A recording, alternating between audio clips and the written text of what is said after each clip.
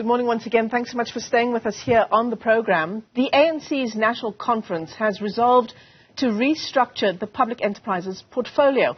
Now, this would see some key state-owned entities moved to the relevant government departments.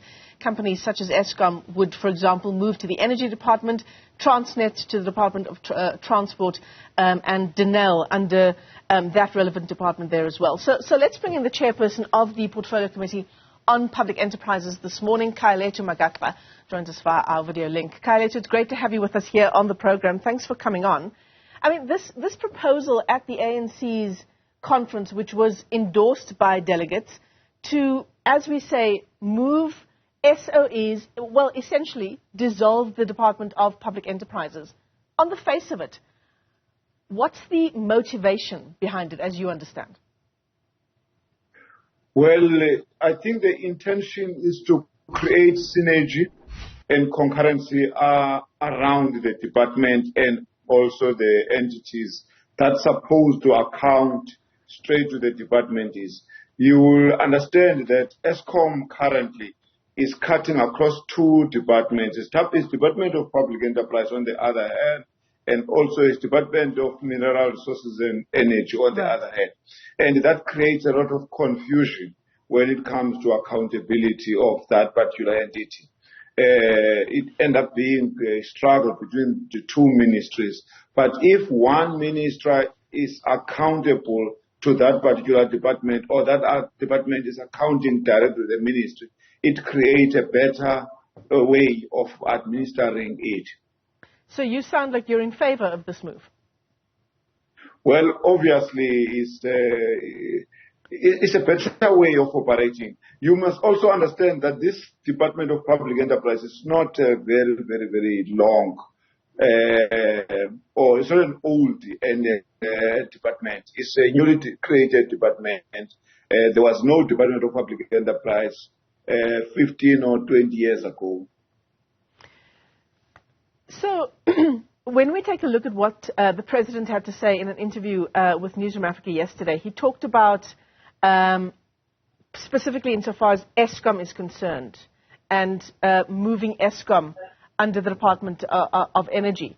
He says it will give government an opportunity to limit load shedding by performing routine maintenance, by employing competent staff, and by curbing corruption, the rampant corruption at Eskom.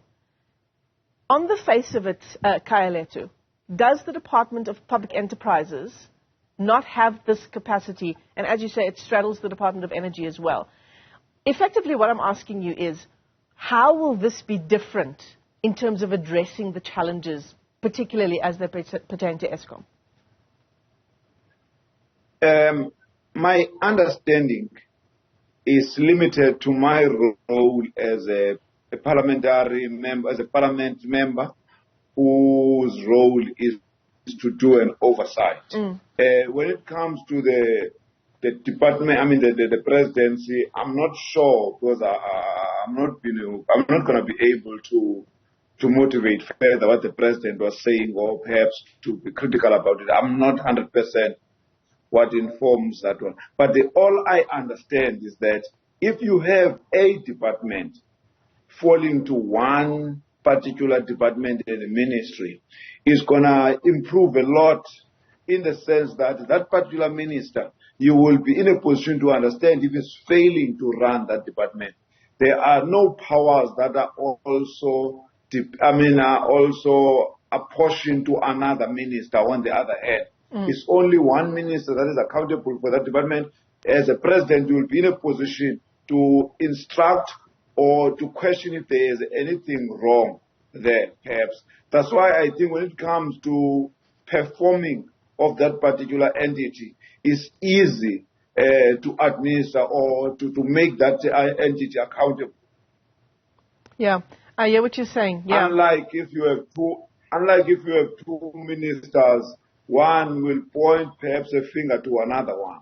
I mean, it just raises questions around whether the Department of Public Enterprises, I mean, this proposal effectively is to do away with the Department of Public Enterprises, right?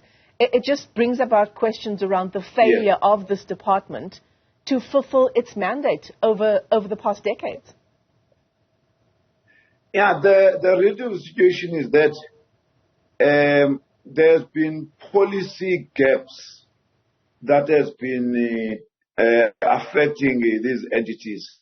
As long those policies are not addressed, we'll remain with the problems, even if these entities are falling under the... For example, I can make a simple example. The salaries of these CEOs are not the same. There is no policy that governs how a CEO of an entity within one particular department is earning. Others will earn triple the president, others will earn and make, I mean, you could see that there is a wastage of money there and over compensation of one person at the detriment of the other. Another thing is that you will have public partnership being compromised by these entities. For example, the transport department has two entities, like Transnet and other one, also Prasa.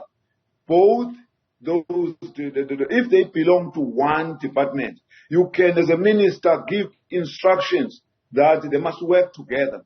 Currently, they compete instead of being in a position to work together. And that's a problem which we have been experiencing as people who are doing oversight, where PRASA won't be in there's nothing forces PRASA currently to procure a product that Transnet has or vice versa. Until those issues are resolved, we'll be in a position to resolve this problem. Yep. As a result of that, the poor performance of these entities is also based on those particular issues. Yeah, so it's the poor performance of these entities. We've discussed Eskom. Let's take the issue of Denel as well. Denel is another SOE that has been run down, 20 billion rand in losses for 2019-2020. It can't pay its workers. It's received audit disclaimers of irregular and fruitless expenditure for several successive years. So if we talk about moving Denel now under the Defence Ministry, surely we also need to be asking questions about how the Defence Ministry has dealt with challenges in that department as a whole. I mean, what makes the Defence Ministry now more capable of handling Denel as opposed to the Department of Public Enterprises? You are spot on. That's where our frustrations also taking place. You have Department of Defense procuring, for example, simple things like your bullets from a private company outside the country, while you have Denel produces bullets, and there is no legislation that forces the Department of Defense to buy from Denel, and that reduces Denel out of businesses, and that contribute to the problem that Denel is having. Until you address all those issues, you won't be in a position to improve the capacity of these entities. These entities, some of the problem facing despite the problem of corruption and other issues, some of the problem is just basic things. That public partnership, to bid perhaps prices, to bid perhaps problems that can be lead to unemployment and so on there. Khayalethu Magaxa is the chairperson of the Portfolio Committee on Public Enterprises. It's such an important discussion, this one. Delegates at the ANC's national conference at the end of last year endorsing plans effectively to do away with the Department of Public Enterprises. And, of course, then the question becomes what happens to SOEs? They, according to this resolution, to be placed under the relevant government department. But we're asking this morning, does that mean that the challenges in those SOEs will be addressed? Khayalethu, let me thank you for your time this morning.